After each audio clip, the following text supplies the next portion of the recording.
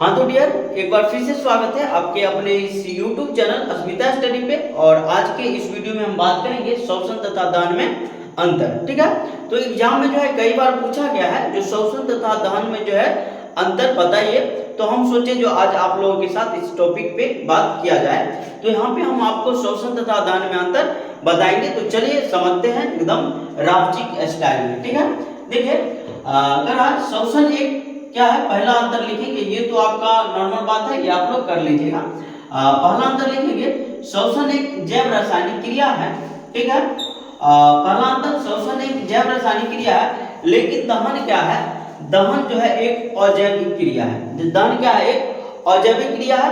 आप लोग वीडियो में बने रहिएगा, हम यहाँ से जो है आपको ऑब्जेक्टिव निकाल के देंगे जो एग्जाम में पूछता है। तो इसलिए वीडियो को देखना जो है जरूरी है और थोड़ा जो है टाइम दीजिए, क्योंकि अगर देख लेते हैं तो नहीं 5 नंबर तो 2 नंबर आपका जरूर क्लियर हो जाएगा। जो नहीं तो सब्जेक्टिव में पूछे या फिर ऑब्जेक्टिव में पूछे।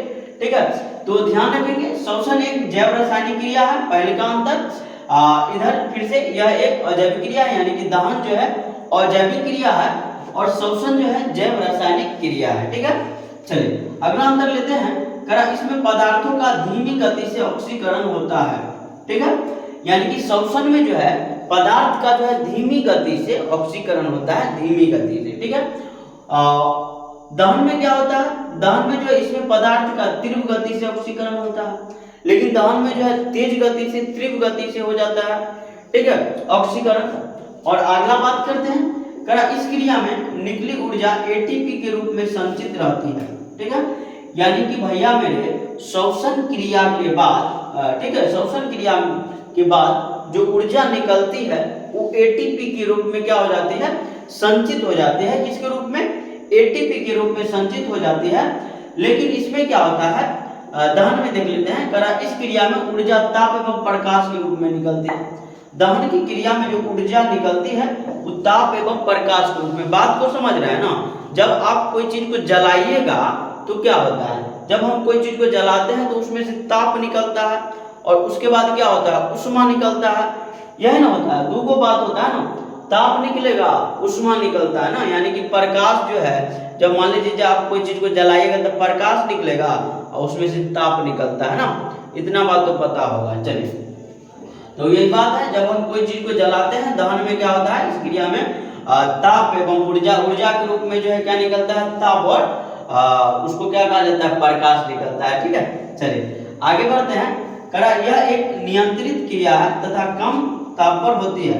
अब देखिए ये जो है एक नियमित कर सकते हैं या फिर नियंत्रित क्रिया है, कौन, शोषण। ठीक है, और इसमें जो है ज्यादा ताप की आवश्यकता नहीं पड़ती है। लेकिन इसमें क्या होता है, ये अनियमित क्रिया है, ये उच्च तापक्रम पर होता है। कोई चीज जब जलता है इसका मतलब उच्च तापक्रम पे चल रहा है। ठीक है, और शोषण की क्रिया में जो है उच्च तापक्रम की आवश्यकता नहीं पड़ते हैं, निम्न ताप पे हो जाता है। इसमें अब सांस हम जब लेते हैं तो इसमें की ताप की आवश्यकता पड़ता है नहीं ना, तो यही बात है। चलिए आगे देखते हैं। इसमें उष्मा तथा प्रकाश की उत्पत्ति नहीं होती है। ठीक है, अब बात करेंगे ना, देखिए शोषण क्रिया में उष्मा और प्रकाश की उत्पत्ति होता है। अब मान लीजिए जब हम सांस लिए तो इसमें से उष्मा निकला कि प्रकाश निकला है कि चारों तरफ इजोर हो जाएगा, बताइए। तो इसलिए जो है इसमें उष्मा और प्रकाश जो उत्पन्न नहीं होता है। लेकिन दहन में क्या होता है, दहन में जो है उष्मा तथा प्रकाश की उत्पत्ति होती है। ठीक है, ये था आपका शोषण तथा दहन में अंतर, जो आप समझिए। अब यहाँ से ऑब्जेक्टिव देखिए, ऑब्जेक्टिव में क्या कहता है, जब भैया बताओ शोषण कैसी अभिक्रिया है, शोषण कैसी अभिक्रिया है, तो ध्यान रखिएगा शोषण जो है जैव रासायनिक अभिक्रिया है। अभिक्रिया बोले या फिर क्रिया बोले, तो ध्यान रखिएगा शोषण जो है जैव रासायनिक अभिक्रिया है।